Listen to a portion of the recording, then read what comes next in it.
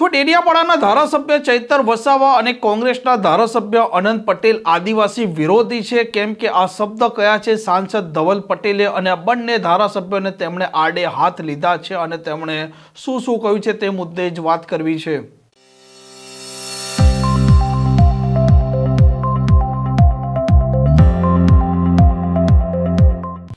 નમસ્કાર, આપ જોઈ રહ્યા છો હોટલાઇન ન્યૂઝ અને હું છું આપની સાથે તોફિક ગાંચી। વલસાડના સાંસદ છે ધવલ પટેલ, તે અવારનવાર ધારાસભ્ય ચૈતર વસાવા અને ધારાસભ્ય અનંત પટેલ પર વરસતા હોય છે અને બંને ધારાસભ્ય છે તેમને આદિવાસી વિરોધી પણ કહેતા હોય છે, કેમ કે એક લાંબા સમયથી આ બંને ધારાસભ્ય અને સાંસદ ધવલ પટેલ બંનેના વચ્ચે શાબ્દિક વોર ચાલી રહ્યો છે અને ફરી એક વખત સાંસદ ધવલ પટેલે આ બંને ધારાસભ્યોને આડે હાથ લેતા કહ્યું છે કે આ બંને ધારાસભ્ય છે તે આદિવાસી સમાજને ગેરમાર્ગે દોરી રહ્યા છે અને તેમણે ત્યાં સુધી કહ્યું છે કે ચૈતર વસાવાની જે પાર્ટી છે આ આમ આદમી પાર્ટીએ દિલ્હીમાં ભગવાન બિરસા મુંડાની જે પ્રતિમા હતી તે પણ હટાવી હતી અને અનંત પટેલને પણ તેમણે આડે હાથ લેતા કહ્યું છે કે જ્યારે રાષ્ટ્રપતિ આદિવાસી બન્યા તે સમયે પણ કોંગ્રેસે વિરોધ દર્શાવ્યો હતો। આ અનંત પટેલની જ પાર્ટી છે અને તેમણે અલગ અલગ મુદ્દે બંને ધારાસભ્યોને ઘેર્યા છે।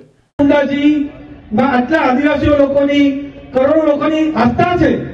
આપણે દરેક જગ્યા ભગવાન બિરસા મુંડાજીની પૂજા કરીએ છીએ, ભગવાન બિરસા મુંડાજીની મૂર્તિ લગાડીએ છીએ। ત્યારે 2024માં જાન્યુઆરીમાં જ્યારે દિલ્હીમાં આમ આદમી પાર્ટીની સરકાર હતી અને ત્યાં આદિવાસી લોકોએ ભગવાન બિરસા મુંડાજીનું સ્ટેચ્યુ લગાડ્યું, તો આમ આદમી પાર્ટીના કાર્યકર્તાઓ અને આમ આદમી પાર્ટીના નેતાઓએ એક જ દિવસમાં ભગવાન બિરસા મુંડાજીનું સ્ટેચ્યુ પણ હટાવી દીધું। આ બતાવે છે કે આ ચૈતર વસાવા જે આદિવાસી કરે છે એમની પાર્ટી જ કેટલા આદિવાસી વિરોધી છે। અને એટલું જ નહીં, બીજા એક ઠગ ધારાસભ્ય બાજુની વિધાનસભામાં છે વાંસદામાં, એ પણ આદિવાસી કરે છે। એમણે પણ જ્યારે રાષ્ટ્રપતિની ચૂંટણી હતી ત્યારે આદિવાસી રાષ્ટ્રપતિના વિરુદ્ધ વોટ કરવાનું કામ આ વાંસદાના ઠગ ધારાસભ્યએ ત્યારે એમણે કર્યું હતું। અને રાહુલ ગાંધી જ્યારે અમેરિકા ગયા ત્યારે એમણે એમ કહ્યું કે અમારી સરકાર આવશે તો અમે એસટી, એસસી અને ઓબીસી નું આરક્ષણ કાઢી દઈશું, એવું બયાન એમણે આપ્યું। આ મેં 4 વાર લલકાર આપી કે ભાઈ તું બહુ આદિવાસી કરે છે તો એક વાર તો તારા રાહુલ ગાંધી વિરુદ્ધ બોલીને બતાવ કે કોઈની પણ સરકાર આવે પણ આદિવાસી સમાજનું આરક્ષણ નહીં લેશે। એમણે એક પણ વાર હિંમત નહીં કરી। એ પણ બતાવે છે કે એ ભાઈ પણ કોંગ્રેસના પાર્ટીના પોપટ છે, જેટલું કોંગ્રેસ બોલે એટલું જ કરે। અને હમણાં પૂરી તૈયારી કરે છે કે વાસ્તવમાં જે રીતનો માહોલ બન્યા છે 100% ભારતીય જનતા પાર્ટી જીતવાની છે અને એમની પાર્ટી પણ એમને કોઈ ગણતી નથી, એટલે આમ આદમી પાર્ટીમાં કુદાકડો મારવાની પૂરી તૈયારી આ વાસદાના ઠગ ધારાસભ્ય પણ કરી રહ્યા છે।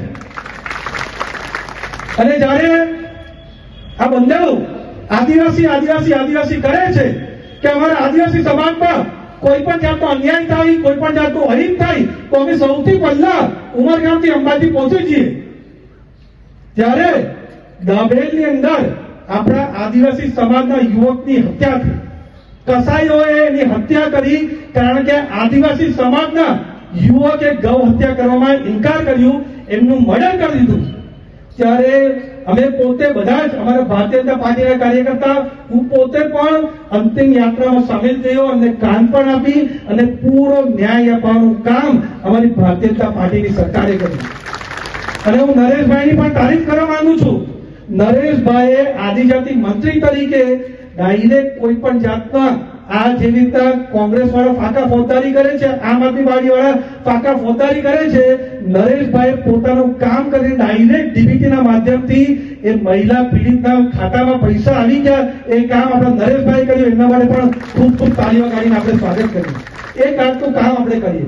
પણ જે ચૈતર વસાવા અને વાર્તાના ધારાસભ્ય આદિવાસી કરે છે એ ત્યાં જ્યારે કસાઈએ એમની હત્યા કરી ત્યાં નહીં ગયા, 10 દિવસ 15 દિવસ પછી પ્રેશર આવ્યું ત્યારે એ ગયા અને ત્યારે પણ કસાઈ વિરુદ્ધ એક પણ શબ્દ બોલવાની હિંમત નહીં કર્યું, ફક્ત માથા ભારે શબ્દ એટલું બોલી જતા રહ્યા। અને વાર્તાના ધારાસભ્ય તો અહીંયાથી ઉમરગામ કઈ થાય તો પણ જતા રહે, ઝારખંડ થાય તો પણ જતા રહે, પણ નવસારી જિલ્લાની અંદર હત્યા થઈ તો પણ ત્યાં ગયા નહીં. એ બતાવે છે કે આદિવાસી વિરોધી કોણ છે અને આદિવાસી સમાજ સાથે કોણ છે.